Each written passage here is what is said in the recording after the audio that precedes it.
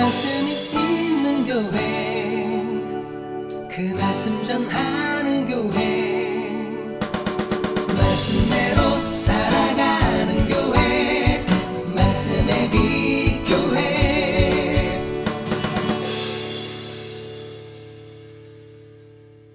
오늘은 헤세드라는 제목으로 함께 말씀을 나누고자 합니다. 헤세드는 잘 아시다시피 히브리어로 자비, 인자, 긍휼 그리고 신실함이라는 의미를 일반적으로 지니고 있는 단어입니다. 그래서 헤세드, 하나님의 자비하심, 인자하심이라는 의미로 우리가 많이 알고 있는 단어인데요. 시편을 우리가 살피면서 계속 우리가 함께 나눴던 하나님의 헤세드는 그러한 하나님의 신실하심에 기반한 자비하심이라는 것을 함께 살펴봤었죠. 오늘 또 그 하나님의 신실하심이 공동체 가운데 어떻게 드러나고 있는지를 살펴보므로 우리는 어떠해야 하는지 좀 다루는 그러한 시간이 되었으면 좋겠습니다. 그동안 이제 룻기 만물인데요. 룻기를 통해서 한 가정의 이 슬픔이 하나님의 손길 안에서 어떻게 회복되어 오는지를 살펴봤죠. 빈손으로 남편과 두 아들을 잃고 빈손으로 돌아오는 나오미, 그 시어머니를 끝까지 따라온 모압 여인 룻, 그리고 그녀를 하나님의 햇서대로 돌아본 보아스까지, 이 세 사람의 이야기가 마침내 한 어린아이의 탄생으로 귀결이 됩니다. 그리고 그 아이가 그리스도의 계보를 이어가는 굉장히 소중한 이름이라는 것을 살펴보게 되죠. 그런데 오늘 이 이야기 가운데 우리는 그동안 많이 지나왔지만 너무나도 익숙해서 그냥 스쳐 지나가기 쉬운 한 장면을 함께 좀 들여다보고자 합니다. 그것은 보아스와 룻이 결혼을 하고 그 사이에서 아이가 태어났을 때 보여줬던 베들레헴 사람들의 반응입니다. 오늘 이 장면 속에서 우리는 교회의 모습이 어떠해야 할지, 하나님 나라의 공동체가 어떤 모습이면 좋을지 이걸 좀 살펴보고자 합니다. 오늘 본문은 이렇게 시작되죠. 자, 13절 말씀 함께 한번 읽어보실까요? 13절입니다. 시작. 이에 보아스가 룻을 맞이하여 아내로 삼고 그에게 들어갔더니 여호와께서 그에게 임신하게 하시므로 그가 아들을 낳은지라. 보아스가 룻을 어떻게 아내로 맞이했는지는 아시죠? 그렇게 드디어 이제 보아스가 룻을 아내로 맞이했더니 하나님께서 그에게 아들을 낳게 하셨다라는 내용이에요. 근데 짧은 한 구절이고 너무나도 그냥 우리가 늘 알던 그런 스토리라 별 문제가 없어 보이지만 사실은 굉장한 의미를 담고 있는 한 구절입니다. 보아스는 베들레헴의 유력한 인물이었어요. 그런 보아스가 이방 여인 룻을 아내로 맞았다는 것, 우리는 그냥 평범하게 읽히지만 사실은 평범한 사건이 아니죠.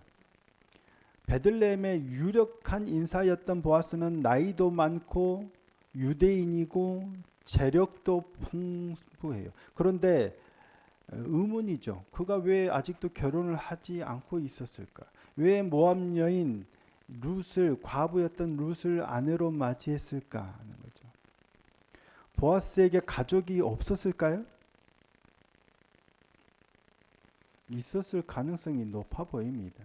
그런데도 모압 여인 룻을 아내로 맞이해서 그 사이에 태어난 아들이 누구의 자녀가 돼요? 엘리멜렉의 아들 말론의 아들의 이름으로 가야 되는 게 정상이에요. 기업을 물은 거잖아요. 어찌됐든 보아스는 베들레헴에 굉장히 유력한 사람이었어요.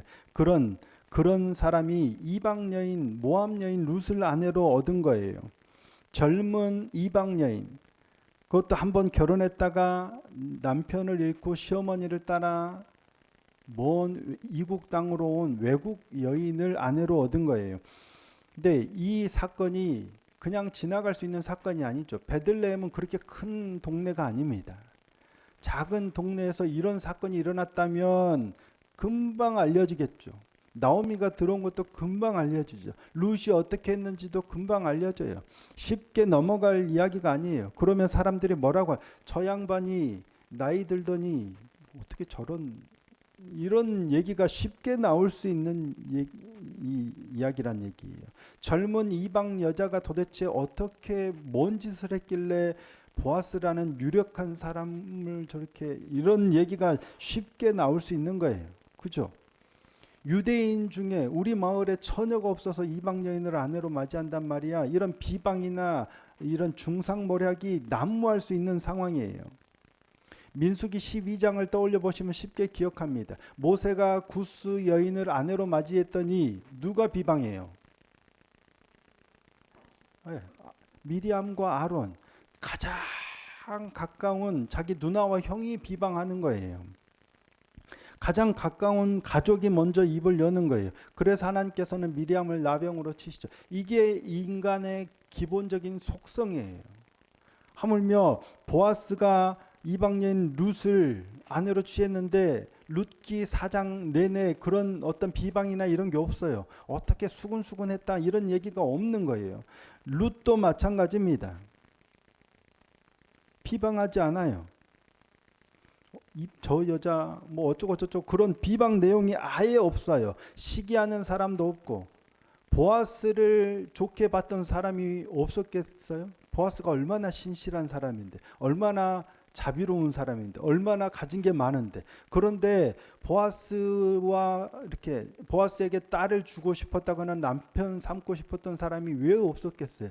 그런데 룻에 대해서 어떻게 저런 여자가 이런 비방이 없어요. 이상할이 많지 조용해요. 비방하지 않는다는 게 얼마나 어려운지 우리는 잘 알잖아요. 옆 사람이 잘 되면 저도 목사지만 우리 교회가 잘 돼도 그렇지만 옆에 누군가 친한 어떤 목사님 교회가 잘 된다고 하면 기분이 좋을까요? 이런 마음이 있어요. 축하도 하고 좋은 마음도 있지만 그런 마음이 있는데 이 사람들은 그런 게 없다는 얘기예요. 베들레헴은 보아스와 룻의 결혼 앞에 침묵해요. 그냥 비방이나 시기 질투가 없는 게 아니라 오히려 뭐예요? 축복합니다. 자, 오늘 보면 14절입니다. 여인들이 나오미에게 이르되 찬송할지로다. 여호와께서 오늘 내게 기업 물을 자가 없게 하지 아니하셨도다. 이 아이의 이름이 이스라엘 중에 유명하게 되기를 원하노라. 찬송할지로다. 여호와께서 오늘 아들을 낳게 하셨잖아. 이 아들이 이스라엘의 유명한 자가 되기를 원한다라고 축복하는 거예요. 보아스와 룻이 결혼해서 룻이 아들을 낳았는데 보통 이러면 누구에게 가요? 룻에게 가야 정상이잖아요. 보아스와 룻을 가야 되는데 누구에게 가요? 시어머니 나오미에게 가서 찬송할지어다 외치는 거예요. 여기서 우리는 베들레헴 이 여인들의 이 영적 시각을 봅니다. 단순히 손주를 보셨네요. 당신에게 기업 물을 자가 없더니 손주를 낳네요. 축하합니다가 아니죠. 뭐라고 얘기를 하는 거예요? 여호와께서 기업 물을 자를 없게 하지 않으셨구나. 하나님께서 기업 물을 자를 주셨다는 거예요. 하나님의 섭리로 보는 거예요. 하나님의 일하심으로 보는 거예요. 이 아이가 태어난 것은 보아스와 룻의 결혼의 열매이기도 하지만 결정이기도 하지만 그 이전에 뭐예요? 하나님의 섭리로 읽어내고 있는 거예요. 같은 사건을 두고도 어떤 사람은 우연으로, 어떤 사람은 시기와 질투로, 어떤 사람은 노력으로 보지만 이들은 하나님의 일하심으로 보고 있는 거예요. 그러니까 시기와 질투와 비방이 없는 거예요. 오히려 축복하고. 생각해 보세요. 10여 년 전 나오미가 고향을 떠날 때 이 사람들이 어떻게 그 사람들이 떠난 사람들도 있었겠지만 그 자리를 지킨 사람들도 많았을 거 아니에요. 근데 나오미는 엘리멜렉과 더불어 이 기근을 좀 피하려고 양식이 있는 모압 땅으로 갔어요. 그때 사람들이 수군거렸을 수도 있어요. 그런데 다 죽고 빈 털터리로 며느리 한 명만 데리고 돌아올 때 뭐라고 얘기해요? 나오미라. 사람들이 뭐라고 수군거릴 수 있어요? 거봐 떠나더니 거봐 그런 이렇게 비방할 수 있는 거예요. 나오미도 뭐라고 해요? 나를 나오미라 부르지 마라. 마라. 고통, 쓴, 괴로움이라고 부르라. 하나님께서 전능자가 나를 이렇게 괴롭게 하셨다. 얼마든지 사람들이 비방할 수 있는 상황이란 말이에요. 그런데 비방하지 않아요. 고향 떠나더니 거지꼴로 돌아왔거나 이런 말이 없어요. 오히려 보아스와 룻이 잘 돼서 아들을 낳으니까 그들을 가서 축복하는 게 아니라 나오미를 찾아와서 축복을 하잖아요. 하나님께서 너로 하여금 기업 물을 자가 있게 하셨다. 하나님께서 너를 돌아보셨다. 하나님께서 당신의 삶을 축복하는 거예요. 이런 시각을 가진 공동체가 있다면 얼마나 좋을까요? 저는 우리 말씀의 빛 교회가 이런 공동체라고 생각합니다. 충분히 이런 공동체로 더 나아갈 수 있다라고 생각합니다. 내 인생에 좋은 일이 생겼을 때 어떻게 저 사람만 잘 되지 하는 게 아니라 하나님께서 당신을 회복시키셨군요. 잘 되게 하셨군요. 아픔이 있으면 하나님께서 아픔이 있으니 그를 돌아보게 서로 돌아보는 그런 공동체예요. 하나님께서 너를 잊지 않으셨구나라고 하나님의 섭리라는 렌즈로 돌아볼 수 있는 공동체. 저는 우리 말씀의 빛 교회가 그런 공동체가 되기를 소원합니다. 이게 하나님 나라의 공동체예요. 삶의 주인이 하나님이심을 고백하는 거예요.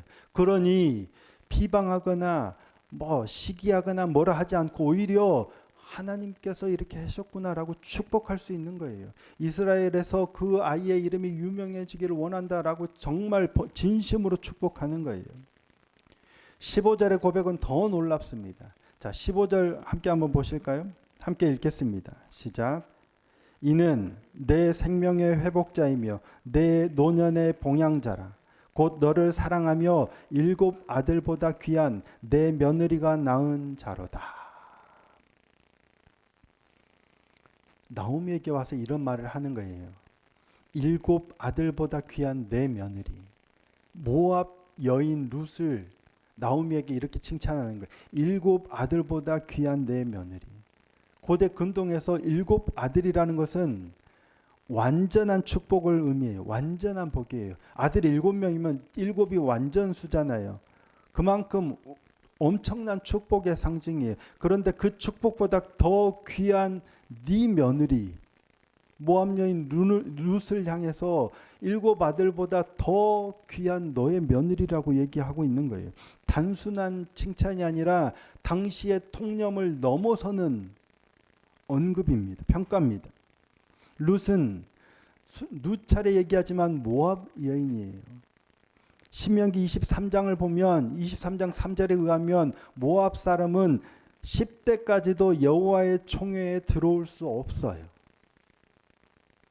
대를 건너서 아들의 10대까지도 여호와의 총회에 들어올 수 없는 민족이 모압 민족이에요. 이스라엘이 출애굽할 때 그들을 오히려 축복하기는커녕 봐요.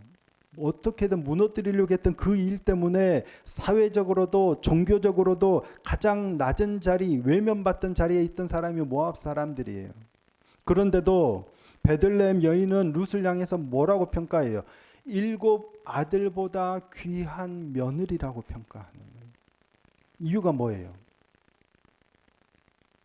무엇을 보았기 때문일까요? 그의 출신을 본 게 아니라 룻의 삶의 태도를 보았기 때문이죠. 룻의 삶의 태도가 뭐였어요? 사랑이에요. 너를 사랑하며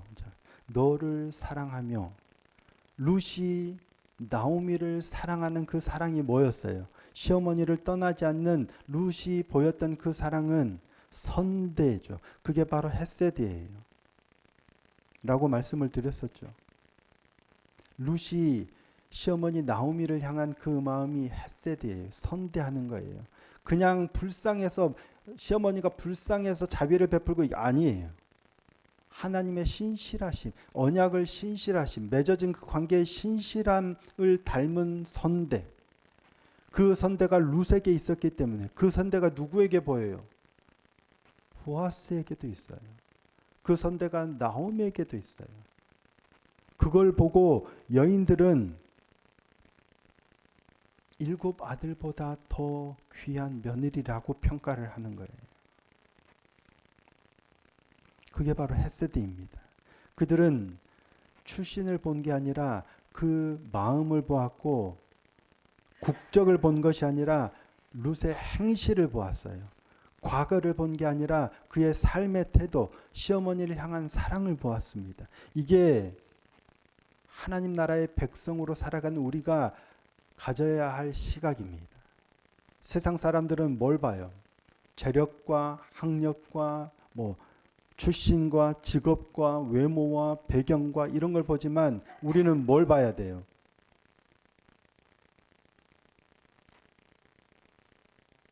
하나님의 성품을 닮은 모습. 그가 하나님답게 살아가느냐, 그렇게 살려고 하느냐를 보고 그를 평가하는 겁니다. 그뿐이 아닙니다. 17절을 보십시오. 그의 이웃 여인들이 그에게 이름을 지어주되 나오미에게 아들이 태어났다 하여 그의 이름을 오벳이라 하였는데, 아이 이름을 누가 지어준 거예요? 여인들이 지어줘요. 보통 누가 지어요? 부모가 짓든지 아니면 나오미가 짓든지, 부모가 짓고 가장 기본적으로는, 아니면 나오미가 지어야 돼요. 그런데 여인들이 지어줘요. 왜? 여인들이 뭐라고 지어주냐면 오벳이라고 이름을 지어주죠. 오벳은 섬기다, 봉사하다라는 의미를 지닌 아바드라는 단어의, 히브리어 단어의 능동태 분사형이에요. 능동 분사형이에요. 그래서 섬기는 자, 봉사하는 자. 왜 그렇게 지어졌을까요? 나오미를 섬기라고, 봉양하라고, 이 태어난 아들이 기업 물을 자가 나오미 너를 봉양하라고, 나오미를 섬기는 자가 되라고, 오벳이라고, 오벳이라고 이름하면 좋겠네 라고 얘기를 했는데 이게 그의 이름이 돼요. 보아스도 룻도 여인들이 지은 이름을 받아들였나 봐요. 나오미도 이 여인들이 지어준 이름을 받아들였나 봐요. 그래서 이 아이의 이름을 오벳이라고 하고, 이 오벳이란 이름이 어디까지 기록이 돼요? 마태복음 1장에 따르면 예수 그리스도의 계보에까지 그대로 오벳이라고 이름이 지어지는 거예요. 동네 사람들이 오벳이라고 하면 되겠네라고 했더니 진짜 그의 이름이 돼서 그 이름이 그리스도의 계보에까지 이름을 올리게 됐다니까요. 그냥 지나갈 수 있는 이야기지만 여러분, 우리가 누군가가 아이를 낳았는데 우리가 이 아이의 이름을 이렇게 지으면 좋겠다, 이것이라 오벳이라고 하자 했더니 실제로 그 이름으로 짓겠어요? 내 아들의 이름을? 언제 가능할까요? 이게 그 공동체의 특징이에요. 그 공동체 사람들의 특징을 하나로 하면 뭐예요? 그게 바로 헤세드입니다. 그냥 단순히 믿음이 좋다, 뜨겁다가 아니라 정말 그들은 보아스도 룻도 나오미도 그리고 이 베들레헴에 있는 사람들, 여인들도 오늘 나타나는 모든 사람들의 공통점이 바로 헤세드입니다. 우리가 그런 시각을 가졌으면 좋겠습니다. 그런 마음을 가졌으면 좋겠습니다. 하나님을 나는 이렇게 잘 믿는다고 하면서 극단이 아니라 하나님을 잘 믿기에 하나님의 성품을 닮은 사람. 하나님이 우리를 선대하시잖아요. 그 신실하심 때문에, 그 자비하심 때문에 그리스도 예수를 우리에게 내어주시기까지 하신 거잖아요. 그 성품이 우리 심령 가운데 새겨져야 하는 거예요. 그래서 그게 우리 삶으로 나타나야 하는 겁니다. 이게 언제 가능할까요? 어떻게 해야 가능할까요? 저는 말씀의 길이 있다고 생각합니다. 말씀 앞에서 하나님의 그 성품을 발견하고 깨달아가면 나도 그렇게 닮아져 가게 되는 것 같아요. 내가 믿고자 하는, 내가 원하는 하나님의 상이 아니라 하나님을 말씀을 통해서 그렇게 만나고 나면 나도 그 하나님을 닮아가게 되는 것 같아요. 그래서 더 말씀을 지켜야 한다라고 생각합니다. 옆에 있는 형제 자매가 잘 될 때 시기하고 질투하고 비방하는 것이 아니라 하나님의 성품을 닮아서 진심으로 우리도 축하하고 축복해 줄 수 있는 그런 사람이 되었으면 좋겠습니다. 그게 바로 헤세드입니다.